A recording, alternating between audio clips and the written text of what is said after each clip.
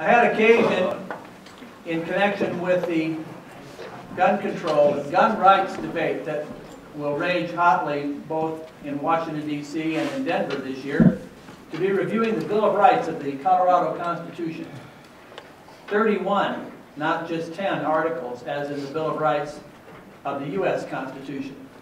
Easily found on the web. If you haven't looked at it lately, it would repay a few minutes of your attention. The very first article says that all political power in Colorado is vested in we the people. That's a paraphrase, but that is its meaning. All political power is vested in the people. Then as it goes on to establish the legislative and executive and judicial branches of state government beyond the Bill of Rights and the Constitution, it's clear that the powers granted to our General Assembly, 65 members of the House of Representatives, 35 of the State Senate, are lent to them, delegated to them as trustees, should we say on good behavior, by we the people. It was my honor to serve in the Colorado Senate for 6 years. My former colleague Ron Tech is here this evening. Ramey, Ron, good to have both of you with us. Another former colleague from the State House years ago, former Representative Penn Fiffner. Penn, good to have you with us this evening. Almost 5 million Coloradans, 100 of our fellow citizens are elected to make the laws for us under the authority of the Constitution. Now that would get you thrown out of the legislative committee. On the other hand, you're welcome to just bolt out of the room. I think I know that lady's name, but I wouldn't dream of mentioning it. Very ungallant of you, wouldn't it? We're delighted that State Representative Claire Levy of Boulder, member of the Joint Budget Committee, is with us this evening, as is House Republican Minority Leader Mark Waller of Colorado Springs, as is Senate Republican Minority Leader Bill Cadman of Colorado Springs. Our promotion for this evening gave you, trying to keep you on your toes, a variety of different names of both state representatives and state senators from the Democratic side that we hoped would be with us as panelists. I didn't reckon with the problem of this being a holiday. The legislature did not meet today. Many members have taken a 3-day weekend, and some are back at the inaugural festivities in Washington. So I went through one senator after another on the Democratic majority side, confident that eventually we would have someone. We came up empty. I did momentarily think of going down the Arapahoe County Clerk and changing my registration to Democrat and try to pass myself off as a Democratic senator. That was a non-starter. So we particularly thank you, Representative Levy, for your good nature in doing double duty.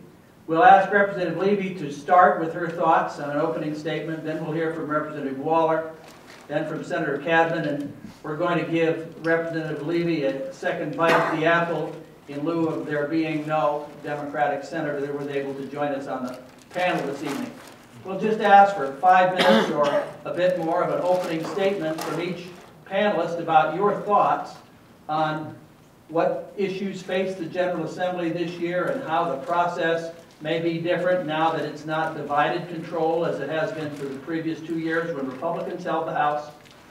And if you'd like to say a little bit about your goals or particular bills that you personally are taking an interest in, whatever you want to do with an opening statement, I'd ask you to please, that we should welcome Claire Levy, Mark Waller, Bill Cadman on behalf of their 97 colleagues who can't be here because they're rendering us a great, great service in governing Colorado.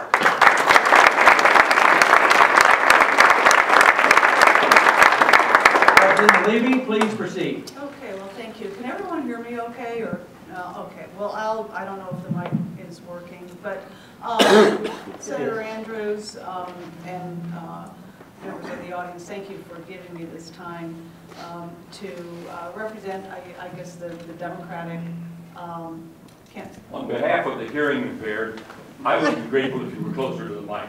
Okay. Hold the microphone. Here we go. Thank you. I will hold. Actually, that's much better. Okay. Thank you. Well, okay. Well, then let me thank you once again for inviting me to join you this evening and share some thoughts about what I think we'll be seeing in the next 110 or so days that are left in the legislative session. Senator Andrews, former Senator Andrews, introduced some of the elected officials in the audience, but he overlooked former Representative Ken Summers, who's here, who I had the privilege of serving with for 6 years, and so I didn't want him to go unnoticed. The title this evening is Hot Issues for 2013. And I am here representing Democrats in the House, while I represent House District 13, which is a district whose population is mostly based in the city of Boulder, Colorado. The landmass that I represent stretches all the way over to the town of Kremling on the western slope and up to the Wyoming border in the Jackson County. So I represent a very large and very diverse group of people, and I am a member of a very large and very diverse Democratic caucus. We are not all of one mind, and we definitely do not speak with one voice. But as I was elected to represent the people of House District 13, I view it to be my job to represent as best I can the people of Colorado. And all of us, I think, are very mindful that while we're beginning to come out of the recession and unemployment is beginning to come down, many are still unemployed. Many people lost a great deal of their wealth when the value of their homes dropped. For those who have college-age children like myself and who have children who they hope to see go to college, we know that tuition is high and climbing higher and beyond the means of many families to meet. And so the Democratic package that we rolled out on day one is on this sheet, and I will run through this very quickly. It's called Creating Colorado Jobs, and it features 5 main bills that we are focusing on as our signature package in the Colorado House, whose goal is to jumpstart jobs in some of the industries that we have a special advantage in here in Colorado. We are blessed to have a very well-educated workforce, creative industries, advanced industries in bioscience and biotechnology, and so we have a bill, House Bill 1001, which is actually a bipartisan bill. Representative Dave Young, who's a Democrat from Greeley, and Representative Sherry Giroux, who's a Republican from Jefferson County, are sponsoring this bill that will help new emerging businesses get a bridge financing during this period in which it's hard for them to move to get up to scale. We have a bill called the Small Business Development Centers Act that will help small business development centers, which already exist, staff up and help small businesses get started, find employees, connect with technical expertise that they need in order to create jobs here in Colorado. The Colorado Careers Act will help match skills training programs that are run by many of our community colleges with the kinds of jobs that are going to be needed in the future. And then finally, the Integrated Basic Education and Skills Training Act, dubbed IBEST, which will be focused more on those adults who don't have a high school diploma or GED and who also need to find a place in this economy. It will focus on the community college system and helping them create career and technical education certificate courses. So this is what Colorado Democrats are rolling out initially to help our economy move forward and to help those who have not been fortunate enough to come out of this depression. The teaser for this program promises that with Democratic control, the legislative session will be about guns, gays, immigration, and taxation. And I think that's maybe a way to attract some people to an audience and get a little controversy started. But really, you know, some of what that is expressed by that is our belief in inclusiveness. Yes, we will have a civil unions bill, and I hope it passes. And that represents our belief in equality and inclusiveness, and not dividing people based on their sexual orientation. We hope to help those who are underprivileged, who haven't seen the successes that many of us have had in life. We're about opportunity, and I hope that with bipartisan support, the asset bill will pass, which will allow children of undocumented or undocumented children to go to college and move on and see success in life. And we are for public safety, and Representative Waller and I have worked on some bills together to try to improve public safety and hold our criminal justice system accountable. You'll see some mental health initiatives coming out of this administration that I expect to have bipartisan support. We've neglected the mental health of our population to the detriment of all of us. Not only has it put challenges on public safety, but we are taking care of people who have health needs in the criminal justice system instead of doing it where we belong. And then finally, I am a member of the Joint Budget Committee, and this is a committee that works collaboratively in a very bipartisan way.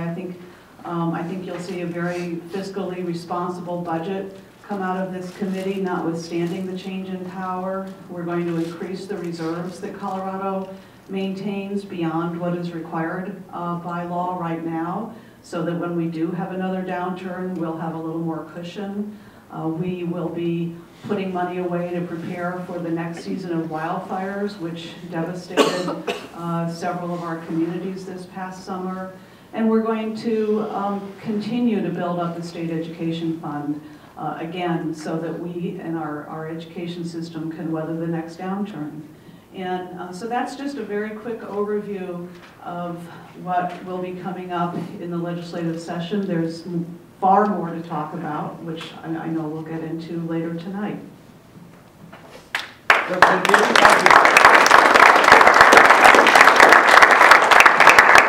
Minority Leader Mark Waller, please.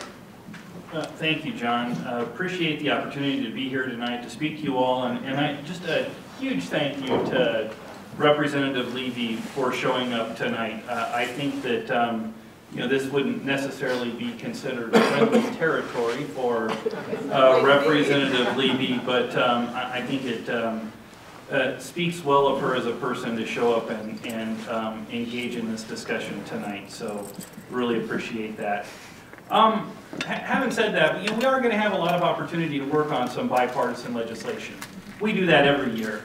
In fact, for the last 2 years, the vast majority of legislation that passed out of the Colorado legislature passed with not just bipartisan support. I'm not talking about, you know, one Democrat supporting an otherwise Republican bill or one Republican supporting an otherwise Democrat's bill, but the vast majority of legislation passed with an incredibly wide bipartisan support.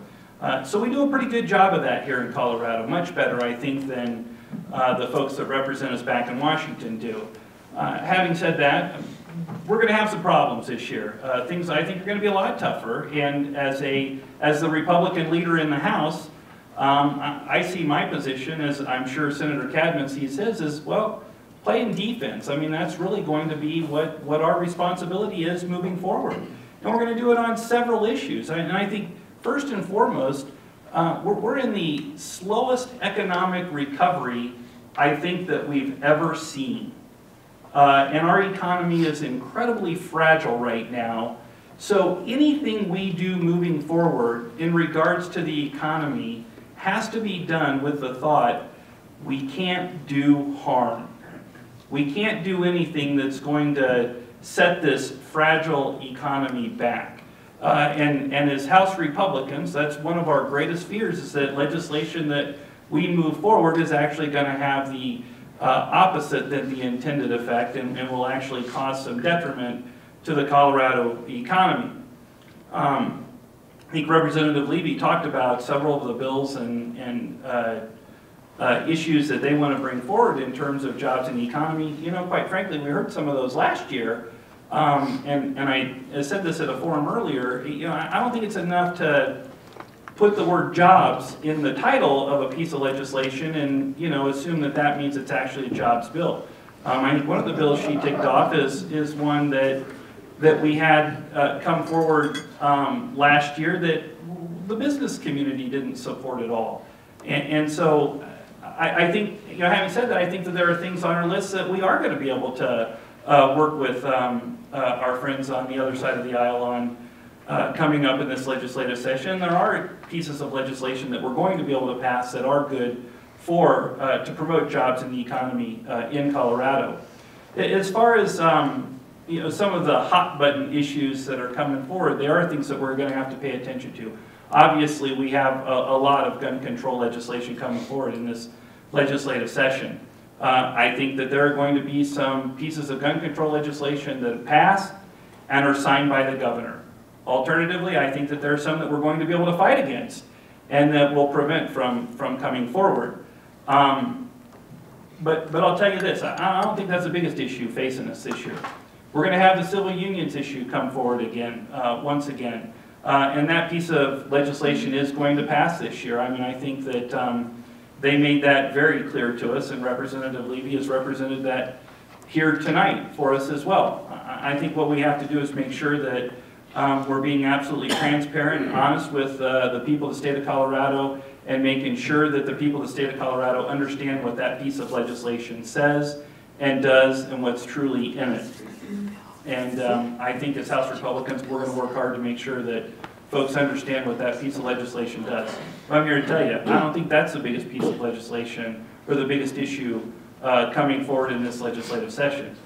Quite frankly, I think the #1 biggest issue that we are going to see in this legislative session is the expansion of Medicaid. Because you know what? When it comes to the gun control legislation, guess what? 5, 6, 7 years down the road, that stuff gets turned back. In fact, I've run legislation over the last couple of years that has a pro-Second Amendment legislation that's turned back more restrictive gun legislation. I think that's stuff that we're going to be able to do. But right now, the governor of the state of Colorado is proposing an expansion of our Medicaid system to include 160,000 new Medicaid recipients in the state of Colorado. That's based on expansion criteria. That doesn't even include the people that we're adding to the rolls that we've added, not because we expanded the eligibility criteria, but because we had so many more people that qualified under the old criteria. So we have sort of two tracks of people here. We have the people that lost their job during the during the downturn in the economy, and they've been put in a circumstance where they qualify for Medicaid based on our current model. But then we have this whole new model that we're creating that expands Medicaid recipients and again adds 160,000 new recipients to the Medicaid rolls. And I think Representative Levy is going to tell you, but those aren't Colorado dollars. We're not going to spend Colorado dollars to affect those 160,000 new recipients on the Medicaid rolls. Well, you know what? At the end of the day, that money's got to come from somewhere. For the first couple of years, it's going to come from the federal government. That's Colorado dollars too. And then eventually it is going to come from the state. And so the only option, once you add 160,000 new recipients to the Medicaid rolls in the state of Colorado, I don't think there's a way to turn that back. Once they're there, they're there. And they're going to be there for all time. And so the only answer then is to, how are we going to keep Colorado's government sustainable by expanding the Medicaid population? I mean, Medicaid, just in my time in the legislature, has gone from being 20% of the budget to now being around 25% of the budget. And that's going to continue to expand. How do you turn that back? You don't. And what's the answer? Unless you're willing to cut something else, the only answer is going to be a tax increase. And so I think we're going to see not a referred measure out of the legislature this year to put a tax increase on the ballot, but I believe we're setting ourselves up and we're setting our economy up, or government in Colorado up in such a way that the only answer is then putting a tax increase to a vote of the people. And I'll just be honest with you, that's the thing that scares me the most about this upcoming legislative session. Senator Cadman? Representative Waller, thank you very much.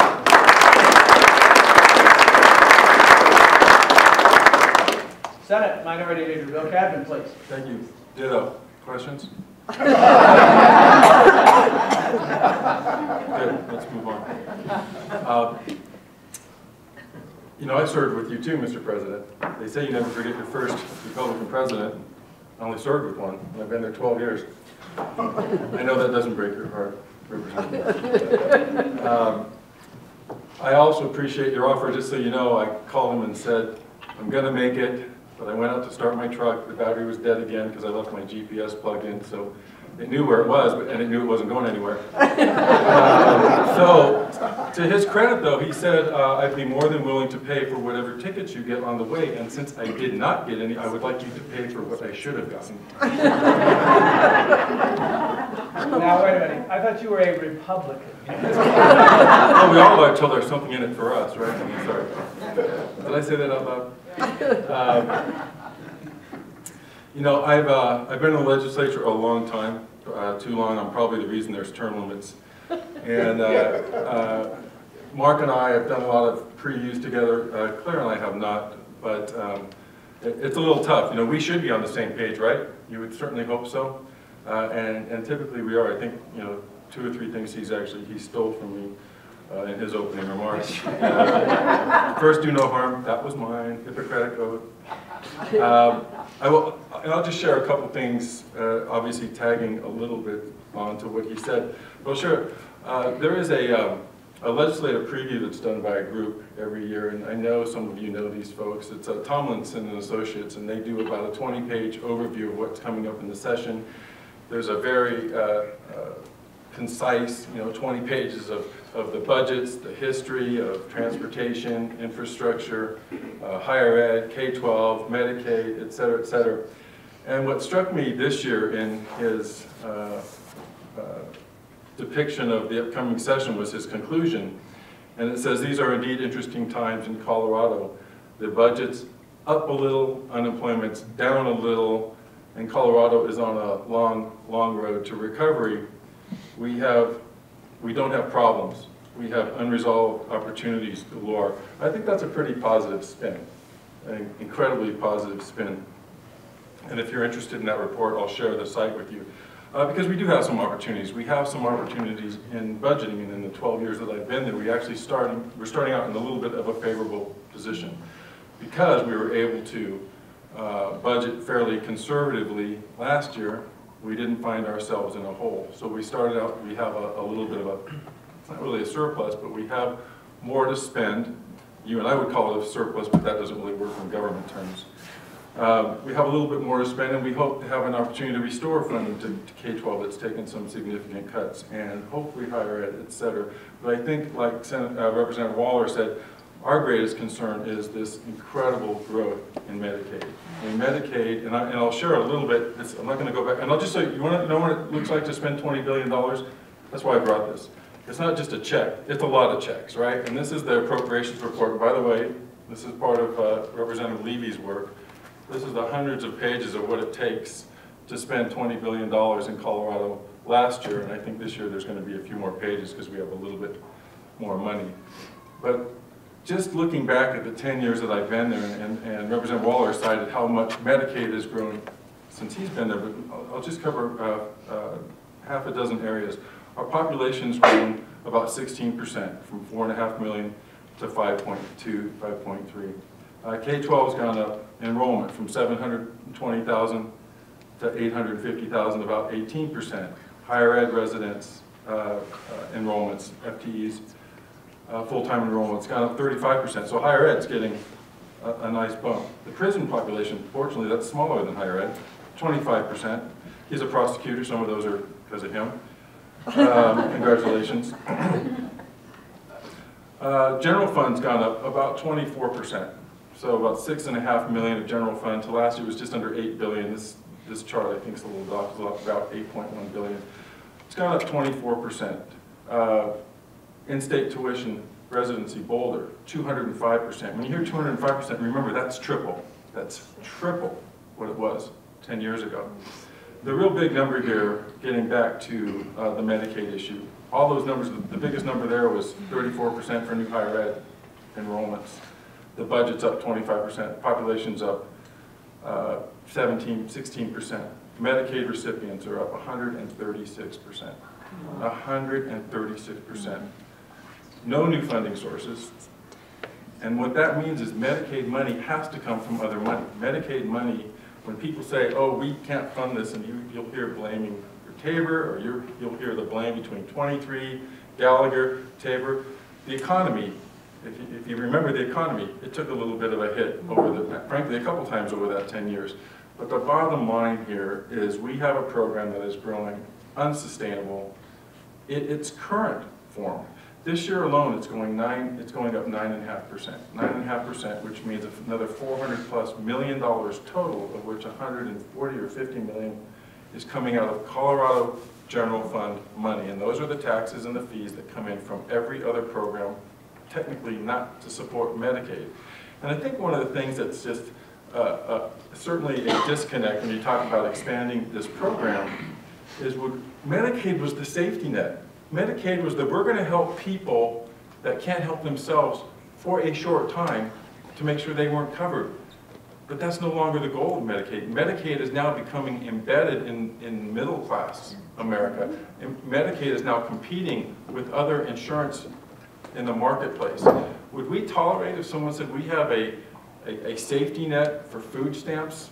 Well, now there's 47 million people on food stamps. And what if the next program was, by the way, we're going to push food stamps into middle class America too. We'd like to grow the food stamp population at 5,000 per month. Could we do that? Where would that money come from? Or if someone said, you know, Title 8, which is Section 8 homes, government subsidized housing, we think we should maintain a floor and grow that so that now the government, the federal or the state government, becomes a component of middle class America with contributing to their income to pay for housing. None of that makes any sense to me. And when you see what used to be, again, this safety net, which is now becoming an integral part of the fabric of our existence and the economic structure of society, it's pretty tough for us to absorb this, and it's very tough for us to embrace this. And that doesn't even count the discussion which is going forward on expansion. So again, anything we expand is 42 cents of a dollar that we're borrowing from our kids to pay for us, and it's something is definitely spinning the wrong way. Because I think about society, American society, we were always hopefully giving more to our kids or giving a greater opportunity for them in the future than we had. But now we're robbing from the future of our kids to pay for something now. It's the opposite of I think what's made us great. So we do have some significant challenges. We do have a couple opportunities. I'll highlight them quickly. I mentioned that we have a little bit of extra money. So this year, we can restore some funding to K-12 and maybe some to higher ed, but I also think some of that money and a lot of my colleagues, and I know Representative Wall and I have been talking about, a lot of that needs to go back to highways and transportation and infrastructure. This place is deteriorating. We have put $1 general fund into transportation since the early 2000s, and there was a time in the 80s where we'd spend $300 million of our money fixing our roads. We don't do that anymore. So rebuilding our infrastructure is priority. Jobs is still the #1 priority, but I don't mean government jobs. I mean, we have to continue to pave the way for regulatory reform. That's been our issue over the last couple of years. You hear the same song, there are different notes that generate the melody, but everybody's talking about jobs. The real issue is how do we grow the marketplace? We're committed to continuing to work on regulatory reform, making sure that as people are looking to leave Illinois, Connecticut, California, New York, that this is their landing spot, and that those that are here want to stay here and grow their businesses. So that's probably the third area of opportunity that we have at the legislative level. And I think Representative Waller nailed it. Just because it has jobs and ACT in it, that doesn't mean it's going to bring private sector jobs to the economy. So we have to be very attentive to what the rest of the bill says, not just the titles. With that, though. Senator Cadman, thank you very much.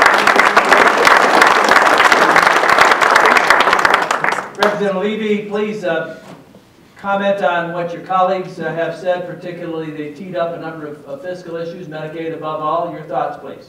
Yeah, thank you. Thank you. And just pretend I'm a senator up here, and you have heard from me before. First of all, Representative Waller was commending me on appearing in front of this audience, assuming that I would not find this to be a friendly audience. But I'm looking out at all of you, and you sure look friendly to me. So I hope I still feel that way when I walk out of here. The issue of Medicaid is sitting here on the table in front of us. And let me talk about that for a minute. Senator Cadman was saying that it's become a middle-class entitlement program, and it's making people dependent on government, and we're growing the size of government to take care of what people should take care of on their own.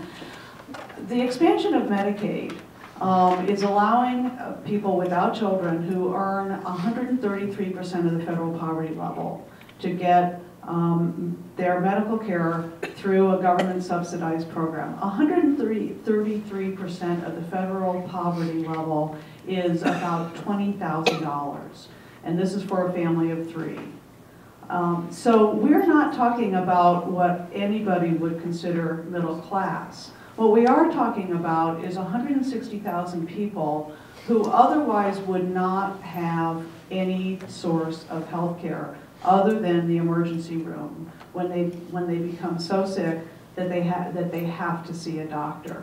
So it's regrettable that our healthcare rolls that our Medicaid rolls have grown to the extent that they have, and that is just a pure function of unemployment and the recession and the fact that people who otherwise would get health care through an employer-sponsored health plan lost their jobs, have run through their savings, and have no other source of health care. And I would hope that all of us would want to be sure that when people are ill, they can go to the doctor, they can get care before they need to go to the emergency room. These are not people who are earning the kind of dollars that can afford private health insurance. They don't have jobs. And believe you me, if you've ever looked at the Medicaid program and what you have to do in order to qualify and get that health care, if you can afford private health insurance, I'm sure you're going to get it. And so this is just, you know, we're fortunate that in these early years the federal government is picking up 100% of the cost of this expansion, and then after the first 3 years it'll go down to 92% of that expansion. But I would think, as a matter of compassion for our fellow Coloradans who aren't doing very well economically, we would want to be sure that they have the ability to see a doctor when they need to. Representative Waller, I think, was kind of scaring you a little bit with the prospect that we were going to pay for this expansion through tax increases. Well, you all know, because I'm sure you're students of the Colorado Constitution, that there won't be a tax increase in this state unless you, the people, vote on it.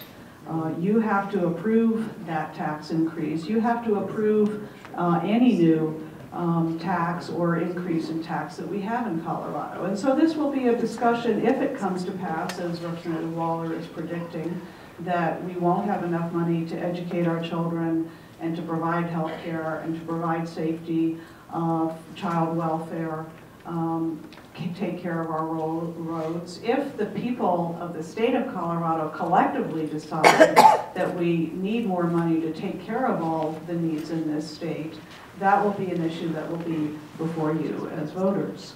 That's, I guess, what I will say for now by way of response, and I think the program now calls for us to take your questions. Representative Levy, if I may, just to pursue for a moment for clarity, do you see a scenario other than that which Representative Waller sketched out whereby it would not pressure us by vote of the people indeed, but do you see a scenario whereby we would not be in a corner and having to raise taxes as the additional Medicaid population becomes incrementally more and more of a responsibility of our own state budget? What scenario other than a tax increase do you see?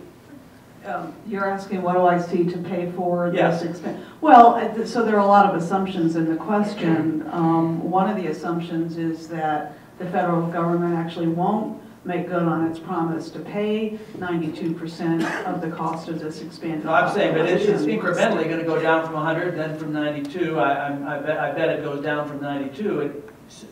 Do we Well, there do is we no... divert from elsewhere in our state spending accounts? There is no proposal in law on the table anywhere in the offing to reduce it below 92%. But let me just say that we have a record high number of people on Medicaid right now.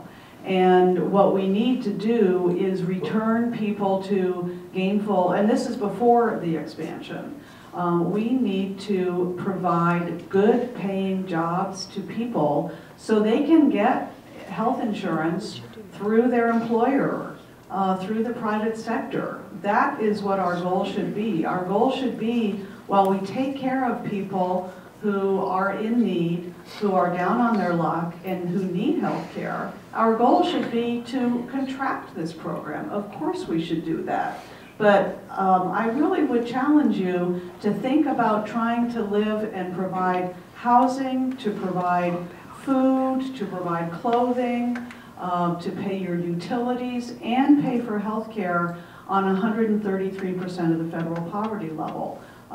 This is not a generous program that is helping people who have some other means of support. So the question is, are we going to do this in an orderly way that actually provides health care, or are we going to leave these people with no source of health care in our emergency rooms where we're paying for them in the most costly way? That is not free health care. That's health care that is shifted to all of you who buy your own insurance, who aren't on some other government program such as Medicare. I imagine a number of you get your health care heavily subsidized by taxpayers through Medicare. But when people go to the emergency room and can't afford to pay their bills, that is called uncompensated care. And the average private insurance premium in Colorado is about $900 higher in order to pay for that care. So one way or another, we're going to pay for it. We can either do it in an orderly way where people actually get health care and preventive care, or we can pay for it through cost shifting and uncompensated care. And one more process-related question, Representative Levy. Lots of us in the room do understand, in broad terms, how the Joint Budget Committee works, but I bet a lot do not either. We've all heard of it. We are all probably aware that you and 5 colleagues are truly year-round public servants helping Colorado write and manage its annual budget, but 2 from the majority party in the House and 1 from the minority, 2 from the majority party in the Senate and 1 from the minority. That means this year it's 4 Democrats, 2 Republicans. Senator Pat Stedman, Democrat of Denver, chairing. Say just a little bit about how the Joint Budget Committee works, would you please, Claire? Yeah, I would be happy to. There was a reference to that fat document, and that is what we produce. Although all of the members of the House and Senate vote on it, and last year's budget, which is what that is, passed with a record number of votes. I think we had, what was it, 92 votes out of a possible 100 votes for that. And even though we now have a 4-2 Democrat to Republican split on the Joint Budget Committee, it's generally a bipartisan document. Now, this year will be contentious because there will be some Medicaid-related funding in there, and we may see some symbolic no votes in protest of that. But what we do is we start meeting in early November, and our staff, which is nonpartisan, briefs us on all the budget requests from every department in the state. And they go through all of the programs and all of the funding requests, and they analyze which ones are effective, which ones are providing good service, which ones aren't, which ones have accountability and outstanding audit questions, and which ones don't. We ask questions, and then the department comes in front of us for a hearing and answers those questions as best they can. We ask more questions. And then we start doing what's called figure setting, where we go through, and the reason that document is so big is really, I would say, because of the accountability that we demand, that all of us, regardless of our party, demand of each state agency. So every line of spending is in there, so we know exactly what they're going to spend. And we go through line by line, and we set dollar amounts that they're allowed to spend on every program. And the 6 of us on the budget committee do that, and then we present that to our colleagues, and it goes through like any other bill. It may be amended, and we vote on it, and the governor signs it. Today I spent the day down at Fort Lyons, which used to be an old, it was a VA hospital in Benton County, Colorado, down in southeast Colorado, with my Joint Budget Committee colleagues, looking at a facility that we closed, used to be run by the Department of Corrections after the federal government gave it to us. And we were there together, and all of us had questions about the proposed use for that facility. And I felt today was really very typical of the way we as a budget committee work. I think there are only a handful of things that we actually disagree on. Would that the federal budget process were anywhere nearly as functional and practical as what Colorado has enjoyed over the decades since the JBC was established. Thank you.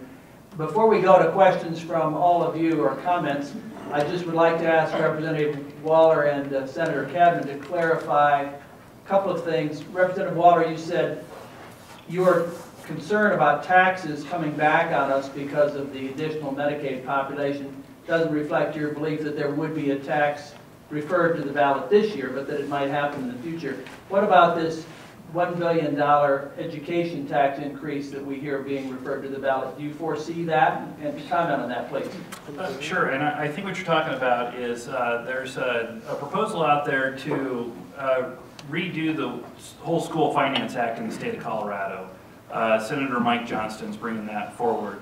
And initially, my understanding of that was that there would be some sort of referred measure out of the legislature to see if we want to implement that. So bill passes, it calls for about $1 billion in new spending for school finance in the state of Colorado. However, that act doesn't go into place unless the taxpayers agree to finance it through a ballot initiative.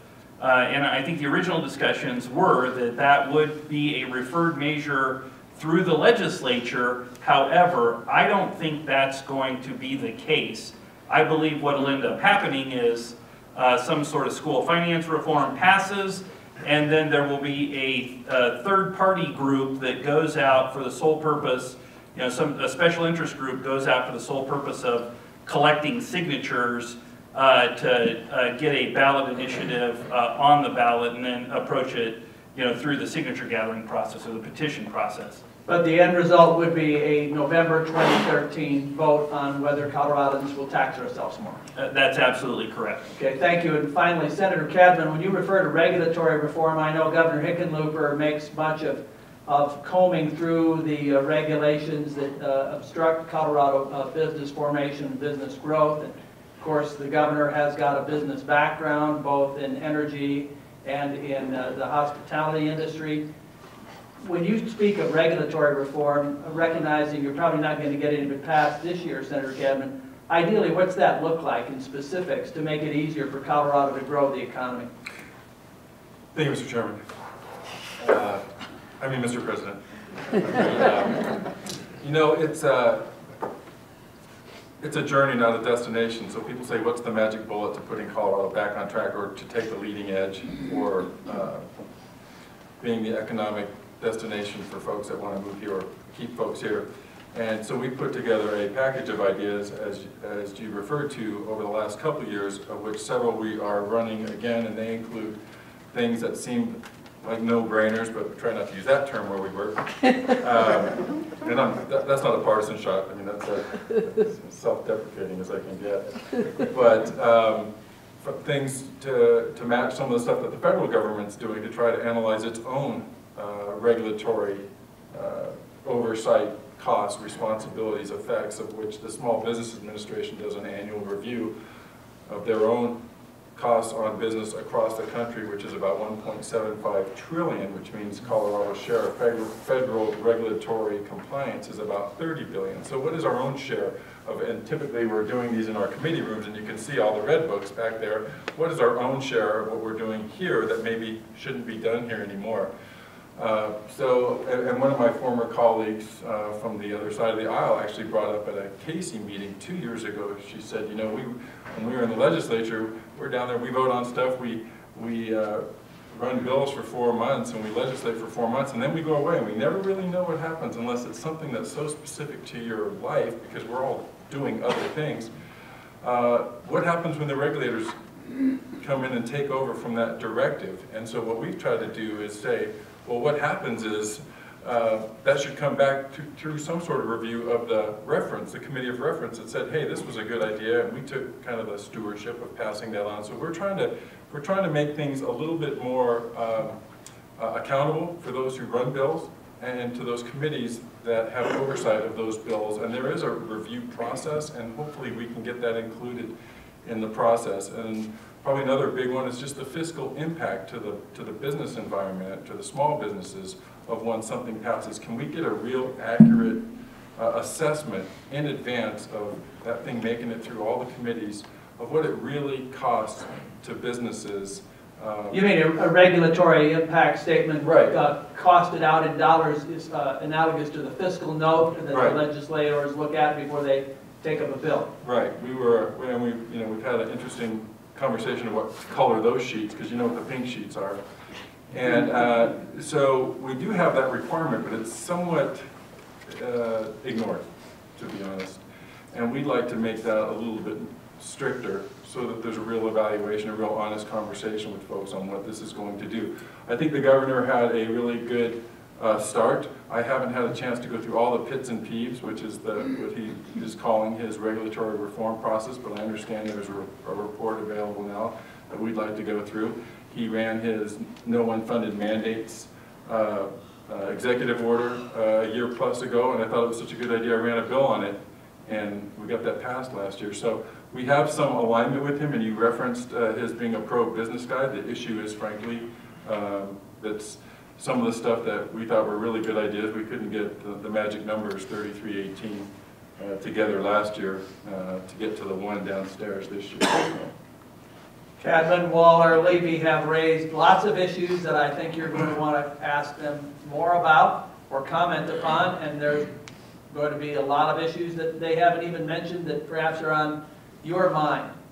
We'll open it for questions. If you would please stand and give your name, and then give your question and use your outdoor voice so everyone can hear it.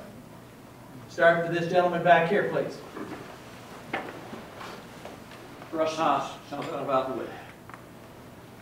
The presentation this evening started with 2 upbeat events, which happened today.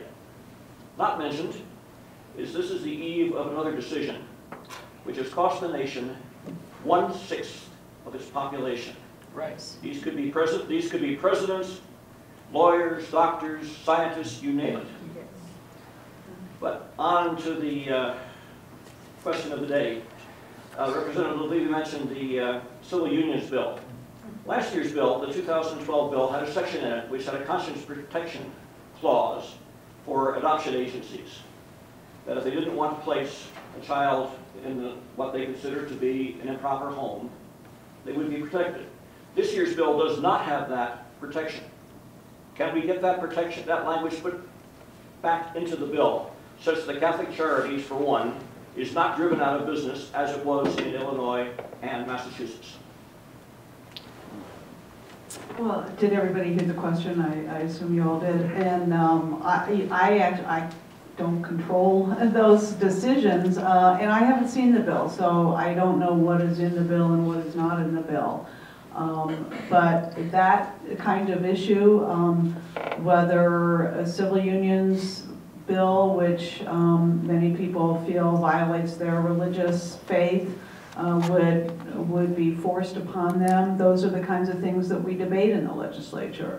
And the bill will have a full and robust hearing and debate in the Senate and go through the same process in the House. And I can't predict whether that kind of amendment to the bill would receive a favorable vote or not. But that's exactly the kind of very robust discussion that I'm sure we'll have on that bill. Would You you think present such a measure, It, an amendment? Russ, go ahead. Would you present, would you, any one of you three, present such an amendment if it was needed? Well, it is needed. It's a religious protection issue, and we need to make sure that we're doing our very darndest to protect your religious freedoms in the state of Colorado. In fact, we actually have a bill in the House, and there may be one in the Senate as well. Let Senator Cadman speak to that. But a bill that specifically talks to and works to protect religious freedoms, not just a piece of this legislation, but a bill that would comprehensively protect religious freedoms in the state of Colorado. That's, I believe, 1066 by Priola. I had a chance to begin studying it this weekend. And there's another one that Representative Bob Gardner is working on as well. Well, thank you. Want to comment on this, Senator? Well, I just want to say sometimes there's an art to the chess game. I'm sorry to allude to it like that, but there is. This is not the first discussion that I've had about this specific bill and that specific issue. So I would anticipate that that would run. I couldn't tell you what house it would be running, but part of this is just planning and procedure for us. So we don't show all our cards in advance. You never want to show all your cards in the chess game. It's really bad form. Yeah, it's a new game. This is the government chess game session. That's how we play. There's a few things he didn't learn when he came over to the Senate from the House. I'm Norman Robb, and I don't normally go down and get involved in the legislative process, so I think it might be helpful if you could do an outline for a newbie, if you will, in terms of that process. If we see something that we're really interested in, what as a citizen should we do? Claire, you gave the JBC tutorial. Mark, you want to give the I say how just to be read involved this tutorial? and then call me. Sure. First of all, there's just a wonderful amount of information that's online. You can go to the General Assembly homepage, our website, and you can look up any piece of legislation you want to be involved with. They're all there. You can read all of the bills. Sometimes that's pretty cumbersome, hard to do. It's hard to figure out how one bill fits into the statute. Maybe it removes a section in one place and puts it into the other place. But you can look at the calendar every day as well. And the calendar shows a list of every single piece of legislation that's going to committees, and that it has a short title to it as well, so you can kind of tell what the area of interest is. And it also has a list of the bills that have gotten through the committees and are going to the House, or going to the floor of either the House or the Senate. And you can certainly, as a member, a citizen of Colorado, actually anybody can come into the committee hearings and testify. I mean, that's where we have open public hearings. If you can't make it down to the legislature that particular day, you can listen also online to all of our committee hearings, and you can actually watch on Comcast channel 165, the Colorado channel, all of our proceedings as well. But you're certainly welcome to come down, testify. The time to do that is in the committee hearing. And you can go to the Colorado channel on the web and pull up virtually anything you want from anybody, any bill, either house. Senator Cabot, what do you say to the cynic or skeptic who complains that my voice probably doesn't matter in a letter or email or phone message I would leave for a member of the House or Senate, or my words wouldn't matter if I came and signed up and testified in committee. Is it just a meaningless exercise? I say welcome to the Republican caucus. You know what? Actually, it does matter. And I've seen things change there, literally from one house to the next, and I'm pretty sure one of those was under your tenure. Something about a toll road bill. Do you remember this? Anybody ringing a bell here?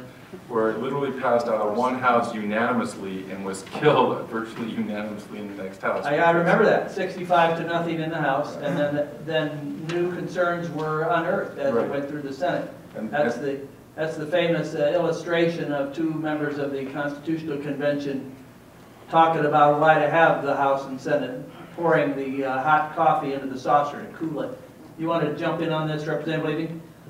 I did, because you know, the wonderful thing about being in state government is that you really can make a difference. I have actually carried bills that constituents of mine have suggested to me. I don't think you can do that in Congress. People write me letters, they write me email, they call me up, and I hear their voices. And every bill that gets written and introduced gets a public hearing at which anybody can sign up to testify. And one of the rewarding things about this job is that we really do hear from you, and we don't ask you what your political party is before you testify. We don't ask you whose constituent you are. Everybody's voice is heard, and I think you'll see many times Republican bills, Democratic bills are changed, improved, and sometimes killed, because you all come to us and tell us what you like and what you don't like. Representative Waller. Thank you, Senator. You know, I'll tell you just personally, the 500 emails I get that are all form emails that are sent from a website mean very little to me. But when somebody actually takes the time to sit down and write a personal email to me, that's when you're going to get a response. And if you actually include a phone number, you'll usually get a phone call back in response. So taking the time and showing me that you care about the issue and want to actually articulate your concerns, that's what elicits the best response from me. Further questions or comments from all of you? Over there, please. Suzanne Andrews in Aurora, Colorado. For Representative Levy, can you tell me the main reason that you are for the union marriage? The main reason that I'm for civil unions? Civil unions. Well, it goes, I'll tell you. One main reason. One main reason. The main. It's because it allows committed couples who love one another, who want to have a life together, to have the same rights and the same responsibilities, it's reciprocal, that the rest of us have. So that they have the ability to visit one another in the hospital, to care for one another when they're ill, and that they also have the responsibility towards one another, towards their financial support, if something happens. And I'll go back to what I said in my opening. It's just, for me, it's a question of equality. And I know so many loving couples who are the same sex, who have had relationships that have outlasted many marriages, and they are truly dedicated to one another, and they don't have the opportunity to share in many of the benefits that society otherwise gives to heterosexual couples. Okay, are you aware that you do not have to have a civil union to be able to visit each other in the hospital? all you have to do is have an attorney give you, the individual needs to sign a letter. Right, so what so you have to go to an attorney, or you have to do a designated beneficiary form and file that? You have to do that as a married couple also. But if you're married, all you have to do is say you're married, No, and you don't. they don't ask questions, No, so. you can't. Suzanne, we can't get into this kind of back and forth at Right. this point. I But imagine I've the representative would be glad experienced to visit with you afterward. Right. I've experienced it this past July, and I'm married. Any comments from Waller or Cadman, or shall we move to other questions? Okay. Penn Fiftner, I think your hand was up. Sure, thank you. Senator Andrews, all four of your presenters tonight were silent on the issue of PARA, Public Employee Retirement Association, a public pension, has a $25 billion unfunded liability by its own admission, which means that every household in this room tonight should write a check for $10,000. $10,000 each of you to get us out of that problem. So my question to our panelists, please. Is this an issue that you're hearing rolling around in the legislature, or is there a feeling that Senate Bill 1 has kind of settled the matter for some number of years, or just when do we address this? That's for Claire to answer. Well, she's on the JBC. All right. There is some discussion about it, and it's not going away. And Senate Bill 1, frankly, was never supposed to be the final act on it. Just exactly how that materializes going forward, very tough to say, because you know what a monster the issue is.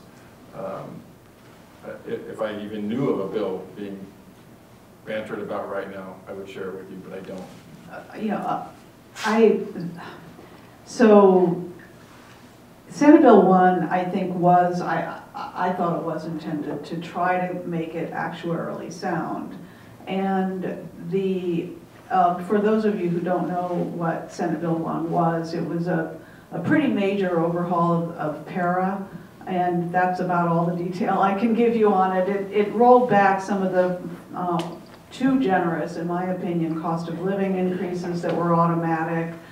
We had a temporary period in which employees contributed more, 2.5% more of their paychecks to PARA to make it more sound actuarially. I think what we are asked of by the PARA board is not to make any more changes until the changes that they're digesting right now have been fully implemented and they've been able to see where we are on a long term. You mentioned, what did you say, a $20 billion unfunded liability. Most public employee retirement systems are set up to look 30 years out. So that number is a big scary number, $20 billion, but that is not what PARA needs to pay right now. I think we need to see, now that we're coming out of the recession, the stock market has recovered, whether the PARA can return to the kinds of returns on investment that have gone into the actuarial assumptions that it's based on. But I'm not qualified, and Mr. Piffner's getting very agitated over there. I'm not qualified to go into that any further. I don't think any of us would feel that our public officials in the state government or in Washington were serving us well if they just brushed off a horror like the Aurora Theater shooting last summer here in our own state, or the Newtown school shooting in December in Connecticut. But then comes the question, what public policies meaningfully address the plague of mass shootings that America has witnessed? And how do you put that in proportion with other dangers and causes of death that are all around us today? I'd like to ask each of the legislators to comment briefly on that. That is, what should we be doing to address the mass shooting patterns? Start with you. You were a prosecutor, as we know, Representative Waller. You've dealt with cases like this. How do you see it? Well, I think the first thing we can't do is get rid of the death penalty in Colorado. We use it incredibly sparingly, and we use it in the most justified of situations. I think it's a moral, just, and proper sentencing option, and it's one that we cannot forget about, especially in these circumstances. And having said that, I'll tell you, I have 2 kids in Colorado public schools. I have a son, Truman. He's 13. He goes to our local middle school. Wait, I thought you were a Republican too.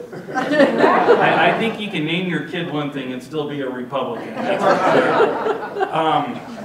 yeah, oddly, we were talking about this at home. You know, the governor's son is named Teddy after Teddy Roosevelt. So does that make him a Republican? I don't think so.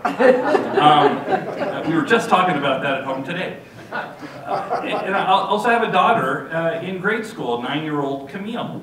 And I'll tell you what, if I thought there was a piece of gun control legislation that would make my children safer at school, not only would I vote for it, I'd sponsor it. You bet I would. But the reality is, I don't see that as being the case. We have guns on the streets in Colorado. I mean, here's a shocker for you. They're out there.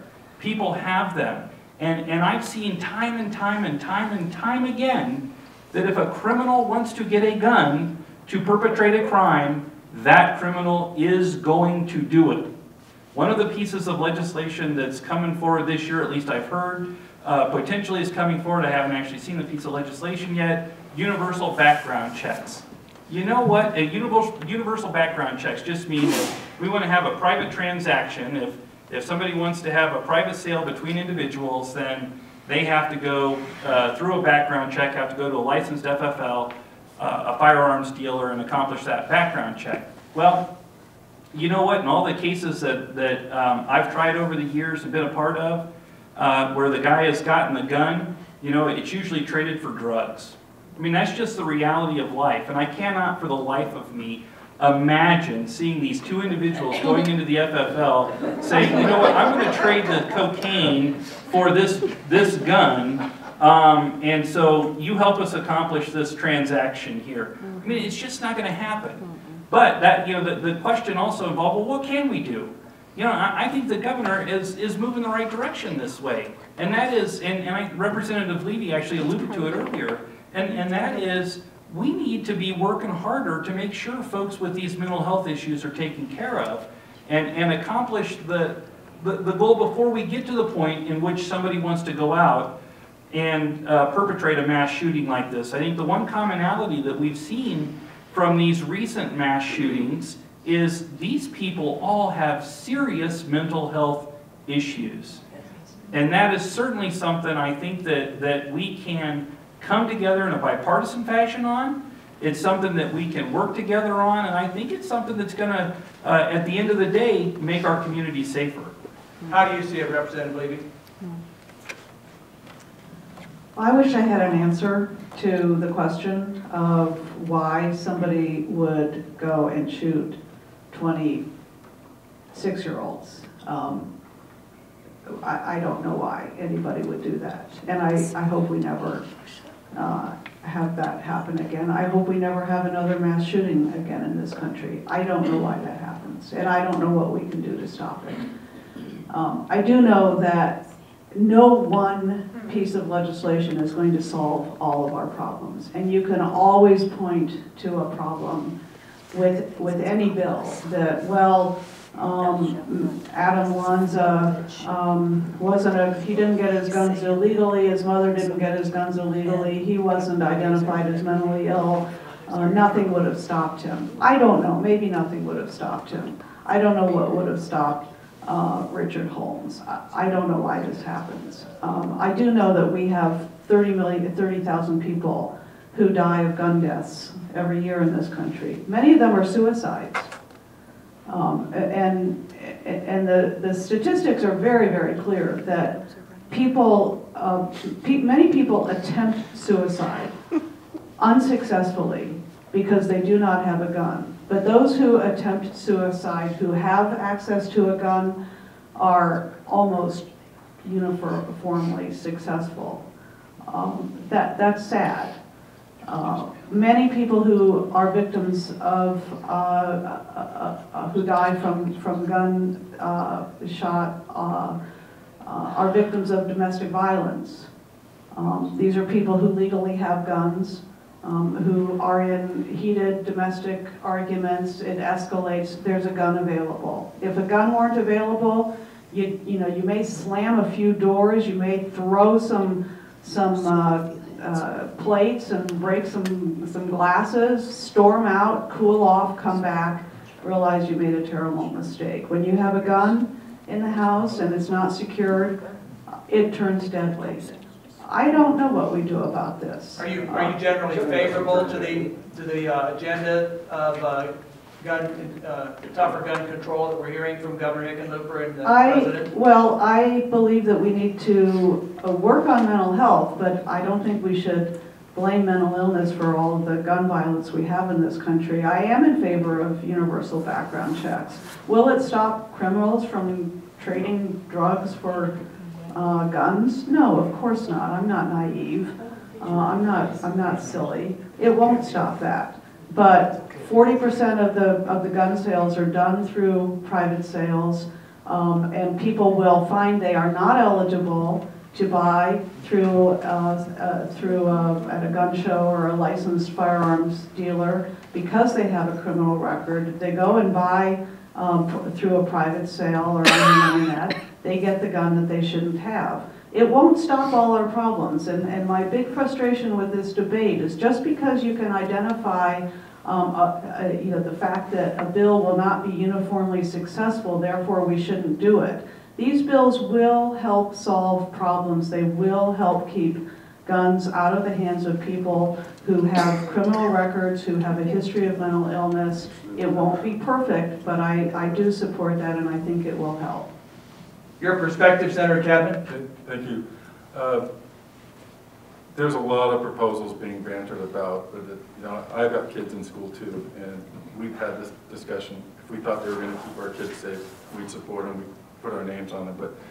And when you look at the statistics, and I appreciate Representative Waller reminding me of this, the places with the most stringent gun laws have the highest rates of violent crime. Yes. Country after country after country. Chicago, get Chicago. Washington, D.C. Bad people are going to do bad things. I'm sorry. You can't stop them all. And unfortunately, this is kind of like the whole thing after 9/11. We have to be right on stopping it 100% of the time, or it looks like we're not doing anything. But that's not true. When you talk to your local sheriffs about who they have locked up and what they might have done, some very specific incidents, which I've talked to mine, they're right a whole lot of times. They are picking up people that frankly, had they not, may be the next James Holmes. How many more people would James Holmes have killed had his apartment blown up without even one weapon, right? How many more kids would have been killed, unfortunately, at Columbine from those gas tanks? How many weapons were used at Oklahoma? None. None.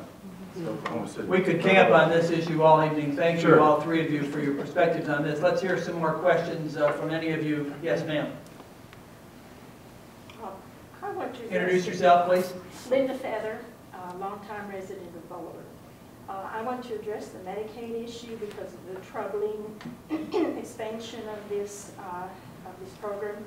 I do know that there are many legitimate cases, but on 3 levels I have personally experienced and have seen and dealt with tremendous abuse. And so my question is going to be, after I say what I plan to say, is what can be done on the state level or the federal level, of course your state level, to monitor the abuse.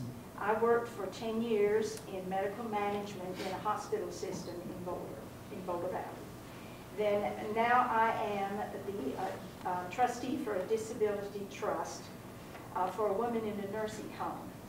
And then I personally have observed people who are on Medicaid. In each one of these levels, the abuse is egregious.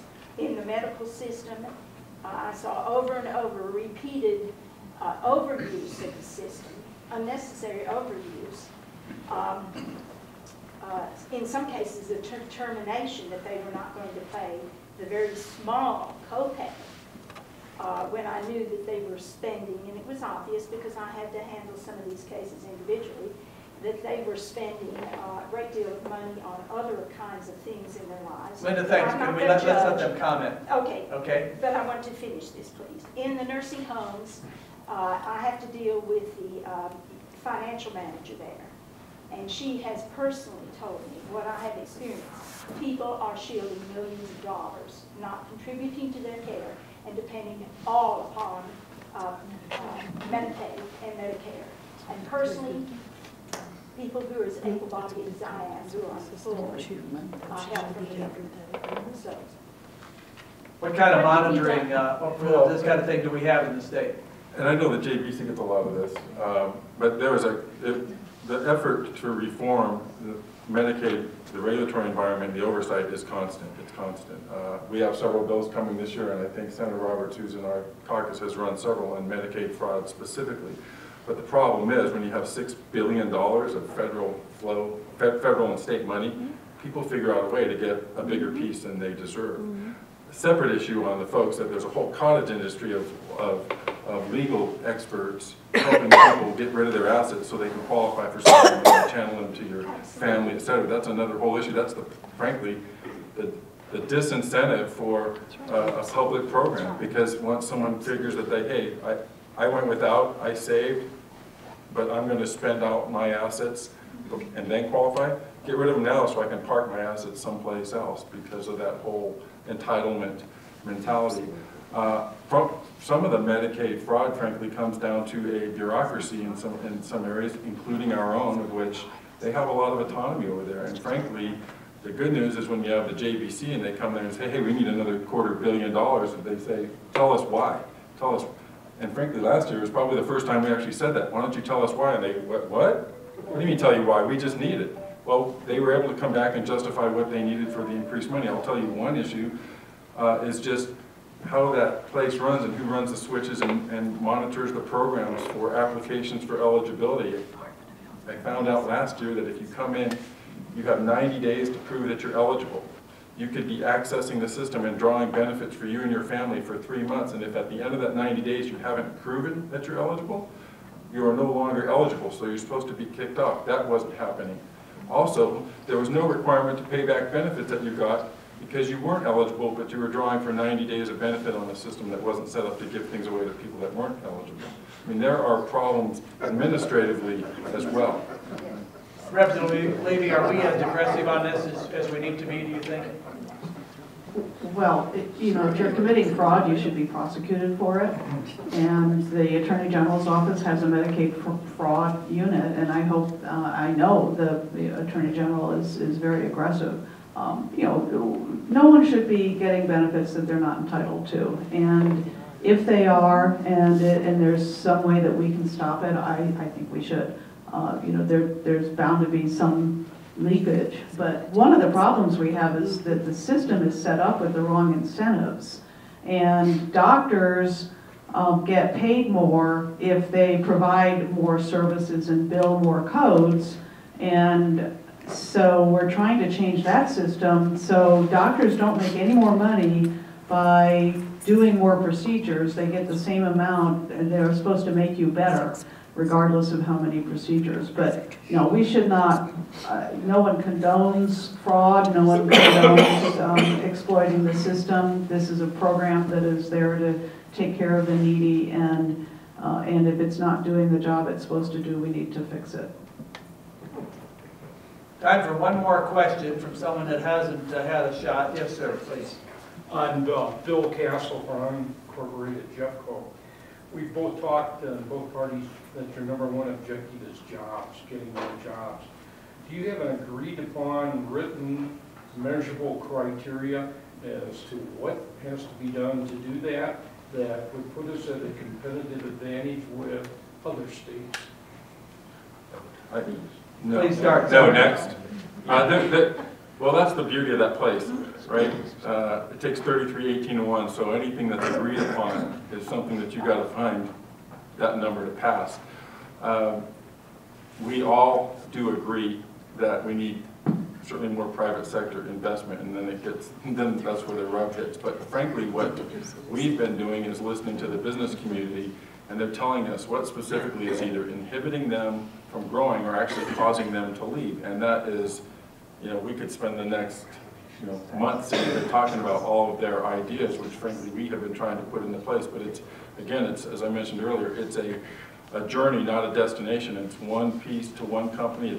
We have a huge rental fleet opportunity here for people that bring in the big equipment and lease or rent it out, but there is such an inhibition here to fill out the paperwork and pay your tiny piece of rent per municipality where that thing goes, plus your sales tax. There's one company here that has 2 people working on just filling out the paperwork for the state as they rent pieces of equipment, and we're trying to fix that. So we could go pick another industry, whether it's insurance or software or you name it. We could find out something that we've either done that's not helping them or something that we've figured out could help them. What's the number one issue when you look at across on all? What sticks out as the number one barrier to? It depends on your industry, but sometimes it's the business personal property tax. If you're a heavily invested industry, if you're doing $1 million of let's just say, if you're doing $10 million of sales in your factory, you're paying a huge amount of investment tax on your capital versus someone that's doing $10 million in sales in telemarketing. There's a disparity there because of the personal property tax issue. That's a big one. I know that our panelists would probably be able to stick around a few minutes and visit with you individually if you want to get deeper into something that you heard them say or you didn't get a chance to ask them about.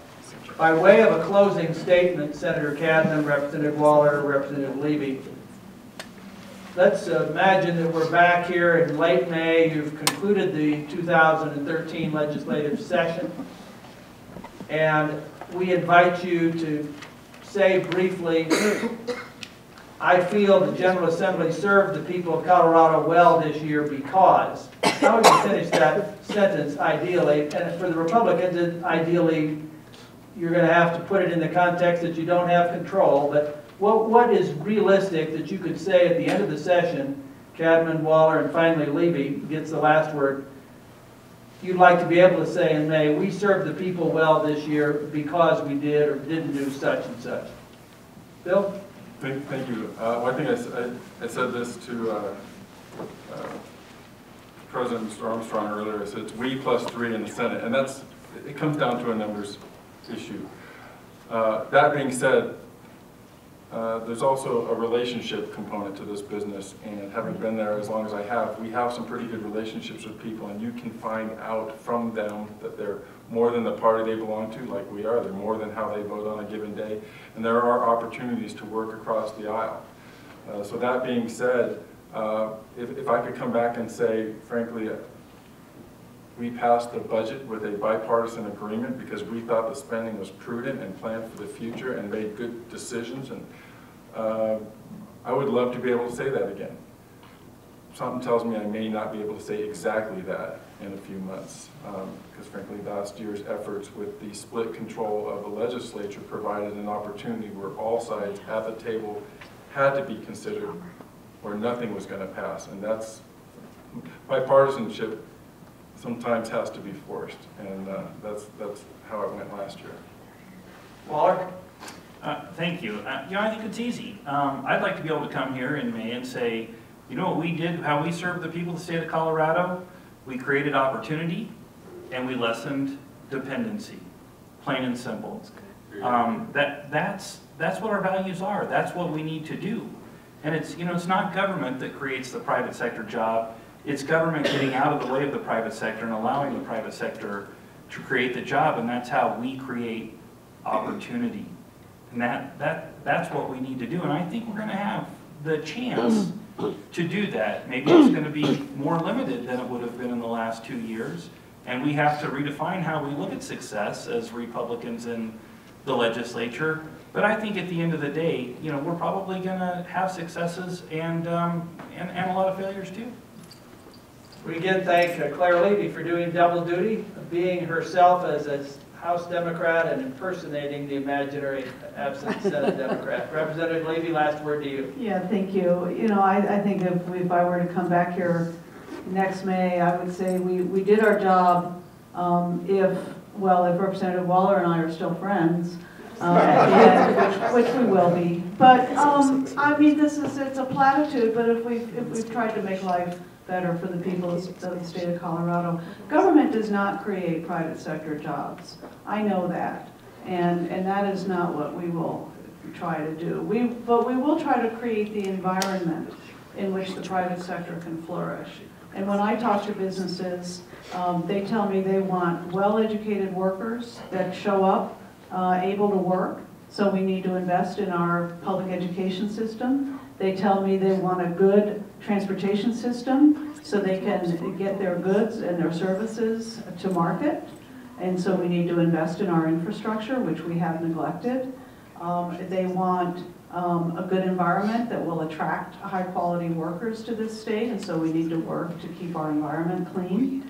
And we need to reduce regulatory barriers to entry. So I hope I come back here in May and tell you that we've put the foundation in place to continue bringing unemployment down, that we are providing for people who are in need, who have no other source of support, and that we have been able to pass as many bills on a bipartisan basis this session as we did in the last session. The pay is not high. The campaigning is almost endless. The fundraising is no fun. The days get long like this, 7 in the morning to 9 in the evening, and these three have taken part of what is a day off on King Holiday to be with us tonight to help us understand what they do and the issues facing our state, understand that better. This is genuine public service, and we're really grateful to the three of you. I invite all of our Centennial Institute friends for Issue Monday, 4 weeks from tonight. There's a new PBS documentary, 3 hours on the Reagan presidency, produced for public broadcasting, quite interestingly, by a conservative Christian documentary firm. And we're going to have the producers, as well as former Reagan Cabinet Secretary Donald Hodel, a resident right here in Lakewood, to show you some of the film and talk about the Reagan legacy for today. That's Monday night, the 18th of February, 4 weeks from this evening, and you'll be getting the notices on that. So as we adjourn, we do warmly thank Claire Levy, Mark Waller, Bill Cash.